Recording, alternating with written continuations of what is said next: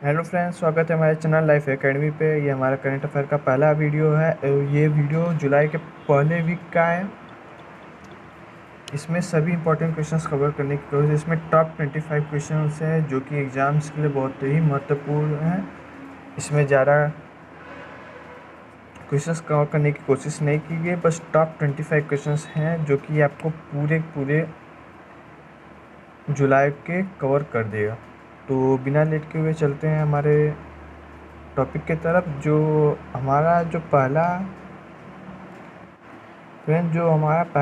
Question है, हाल ही में विश्व स्वास्थ्य संगठन ने कौन से फाउंडेशन का गठन किया है? तो फ्रेंड्स, इसका आंसर है WHO।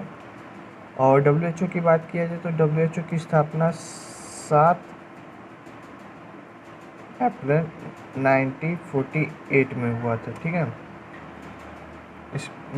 इसका जो स्थापना हुआ था 1948 में हुआ था। फ्रेंड्स, एग्जाम्स में इसके पूछे जाते हैं कि WHO की स्थापना कब हुई, तो 1948 में। इसको ध्यान रखिएगा। और इसके जो वर्तमान में अध्यक्ष हैं, हमारे एक भारतीय व्यक्ति है जो का नाम हर्षवर्धन है। और इसका जो WHO का जो मुख्यालय है वो जेनेवा है, जो कि स्विट्जरलैंड में है। इसमें बस इतना ही है। तो चलते हैं अगले क्वेश्चंस की तरफ। तो हमारा जो क्वेश्चन है, हाल ही में किस देश ने वर्ष के अंत तक आर्कटिक जलवायु और पर्यावरण निगरानी के लिए पहला सैटेलाइट लॉन्च किया है? तो फ्रेंड्स, इसका आंसर है रूस। इसका आंसर ए रूस है। और रूस के बारे में बात किया जाए तो इसकी कैपिटल जो है वो मॉस्को है। और इसके जो प्रेसिडेंट है वर्तमान में व्लादिमीर पुतिन जी हैं। इसके अगले क्वेश्चन की तरफ चलते हैं। हाल ही में one nation one ration card योजना में 8 राज्य और जोड़े गए। अब तक कुल कितने राज्य जुड़ चुके हैं? तो इसका आंसर है फ्रेंड बी 20। इसके तहत आप कहीं भी राशन कार्ड किसी भी राज्य में जाकर ले सकते हैं। चाहे आपकी अलग अलग राज्यों में जा रहे हैं तो आप ले सकते हैं। ये बहुत ही अच्छे कार्य हैं मोदी जी के। तो चलते हैं अगले क्वेश्चंस की तरफ। हाल ही में किस देश ने मुद्रास्फीति से बचने के लिए अपने देश की मुद्रा का नाम बदल कर टोमेन रखा है? तो इसका जो आंसर है ए है ईरान। और ईरान की बात में किया जाए तो ईरान की जो कैपिटल है वो तेहरान है। और इसकी जो करेंसी थी पहले रियाल है। अब देखते हैं इसका नाम क्या रखा जाएगा। तो वैसे उम्मीद तो है टोमन रखा गया, क्योंकि नाम बदला गया तो टोमन रख सकते हैं। चलते हैं अगले क्वेश्चन की तरफ।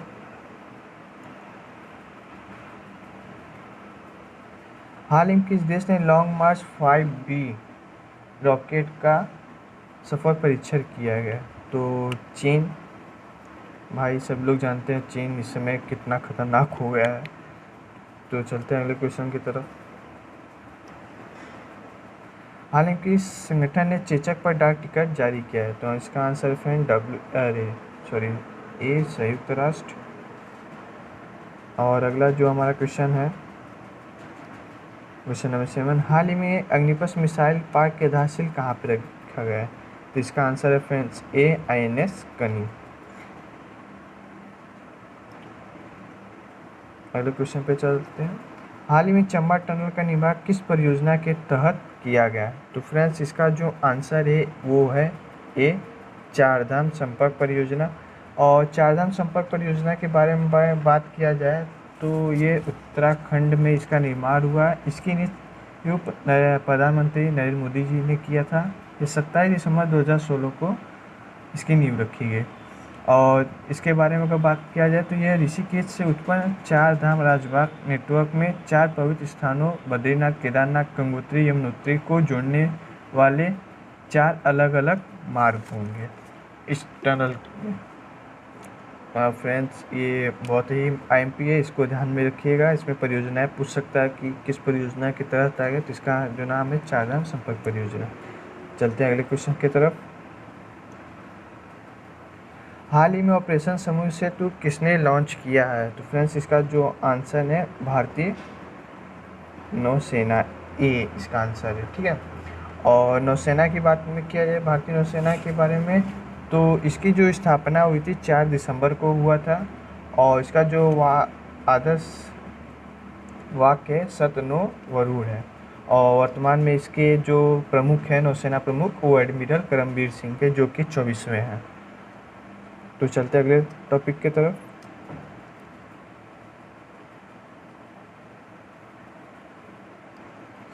हाल ही में केंद्र सरकार ने किस मंदिर को पूरी तरह से सौरकला करने की घोषणा की है? तो फ्रेंड्स इसका आंसर है एक कोणार्क सूर्य मंदिर उड़ीसा।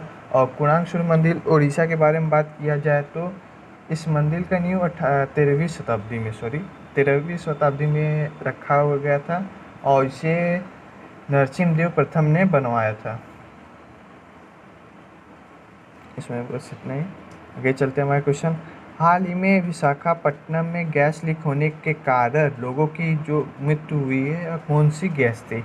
तो फ्रेंड्स इसका आंसर है डी सायरिन गैस। ये बहुत ही खतरनाक गैस है। इसका जो केमिकल फॉर्मूला है वो C8H8 है। ध्यान में रखिएगा, एग्जाम के पॉइंट ऑफ व्यू से बहुत इंपॉर्टेंट है। चलते हैं अगले क्वेश्चन की तरफ।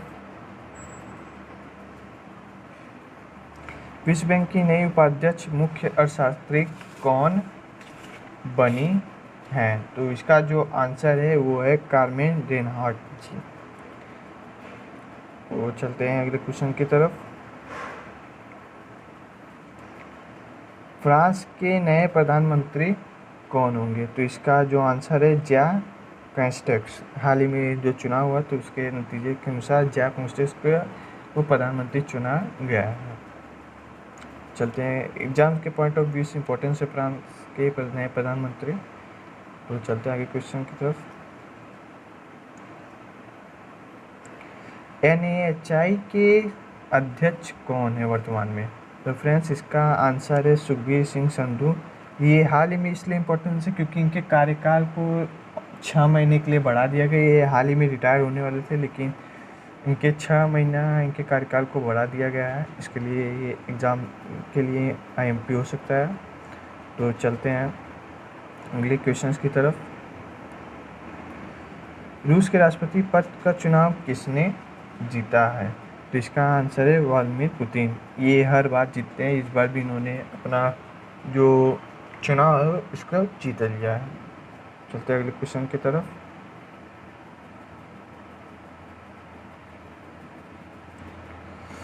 Word of saving the India 7 नामक पुस्तक किसने लिखा है? ठीक है, तो जो इसका आंसर है वो है उर्जित पटेल। और उर्जित पटेल की बात किया जाए तो हमारे ये 24वें गवर्नर थे और वर्तमान में हमारे गवर्नर शशिकांत दास जी हैं, आपको मालूम ही होगा। चलते हैं आगे क्वेश्चन की तरफ।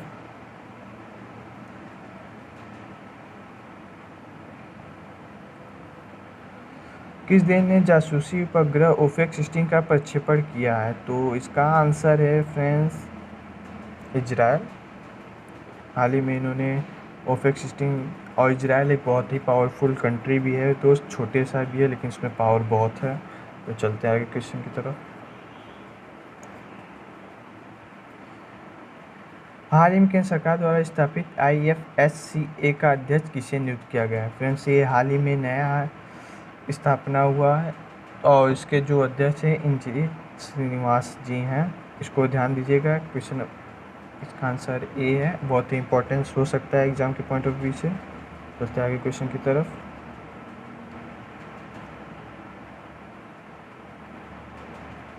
Global real estate transparency index में भारत का कौन सा स्थान है? तो फ्रेंड्स इसका आंसर है ए 34वां। फ्रेंड्स ये इम्पोर्टेंट है क्योंकि एग्जाम्स में इंडेक्स के बारे में बहुत ही क्वेश्चंस आते हैं। कोई भी इंडेक्स हो उसको आप ध्यान से अच्छे से जान लीजिए कि कौन सा क्या रैंक है भारत का। ये बहुत ही इम्पोर्टेंस होता है। चलते हैं आगे क्वेश्चन की तरफ। किस देश ने WHO से अलग होने का ऐलान किया? तो फ्रेंड्स इसका आंसर है अमेरिका। चलते हैं आगे क्वेश्चन की तरफ।